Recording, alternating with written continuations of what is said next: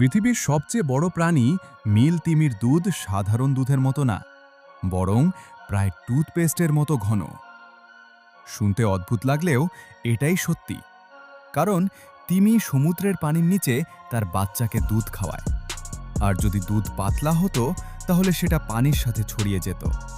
তাই সৃষ্টিকর্তা তিমির দুধকে এমনভাবে তৈরি করেছে যেন সেটা খুব ঘন ও চর্বিযুক্ত হয়, যাতে বাচ্চা সহজে সেটা পান করতে পারে।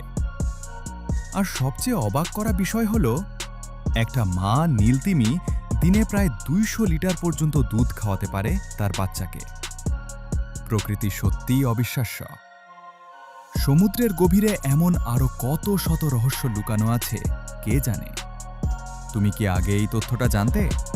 কমেন্ট করো। এরকম আরো মজার তথ্য জানতে লাইক এন্ড সাবস্ক্রাইব করো।